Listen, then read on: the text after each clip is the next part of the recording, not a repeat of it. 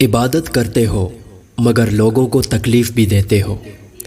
सदका करते हो मगर एहसान जतलाते हो। अपनी नेकियां ऐसी थैली में जमा ना करो जिसमें सुराख हो।